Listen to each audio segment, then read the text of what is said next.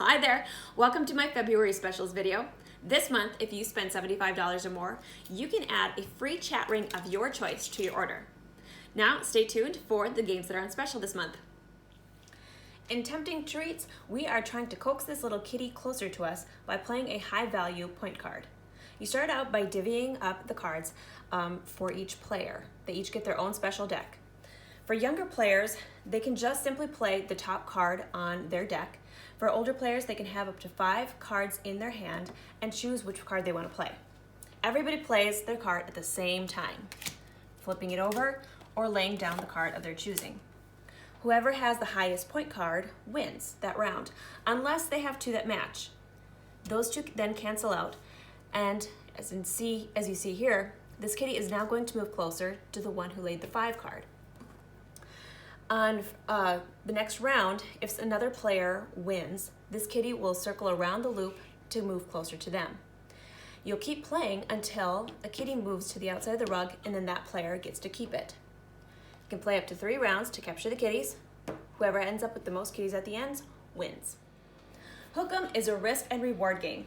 You roll the dice to see how many fish you're going to collect from the pond. Or in this case, because I rolled a hook, I'm allowed to take those fish from another player. So right here I have 3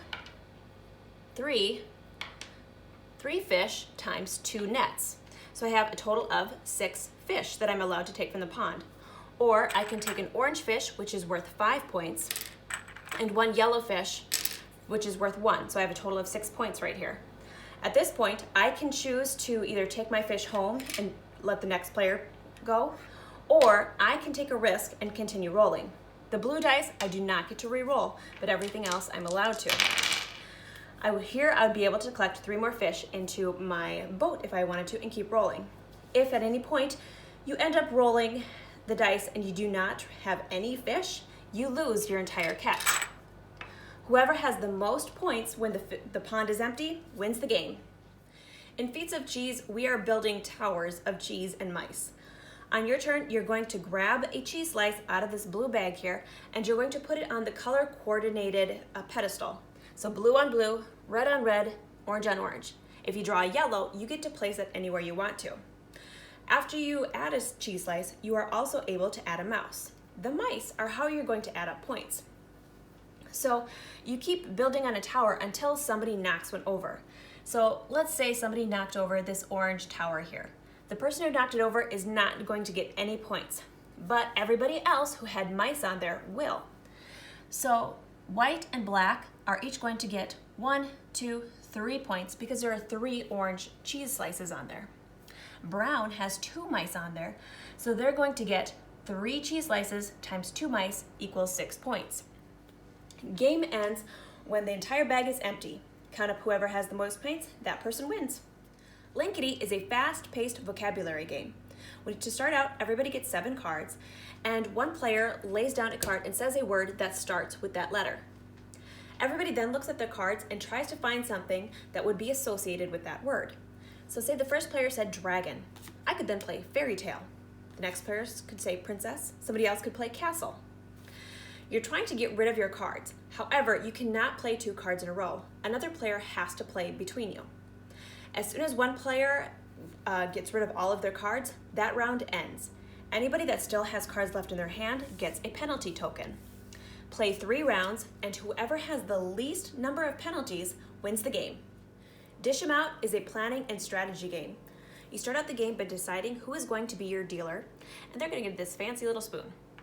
The dealer is going to pick up as many cards as there are players, and they are going to decide who gets which order. They hands out the cards, the orders, and then your dealer will then start the game by choosing their tokens that he wants to start prepping. Your dealer will then take up to 7 tokens, but only from 3 different food groups. Okay, so for this order right here, we're going to take pancakes, put them on the prep spot, hash browns, and toast. Now, I only have 6 tokens, but I've filled up my 3 categories. After everybody has grabbed their tokens, the dealer will say, cook time, and all of your tiles will then move over 1 space. Now you'll notice some of these foods take a lot faster to cook and prep, and some take a lot longer. If anything ends up in the trash, you then have to take a penalty point, because maybe you put it on the game board a little too soon and the rest of your order was not ready yet. So you have to take a penalty token for that. That's these right here. If at any time you have a complete order, you can then take those tokens off of your game board and collect your card. If you had gotten anything wrong from the order, or if you were missing anything, you then have to take a penalty point for that. Play continues until your deck is out. Whoever has the most points at the end of the game then wins.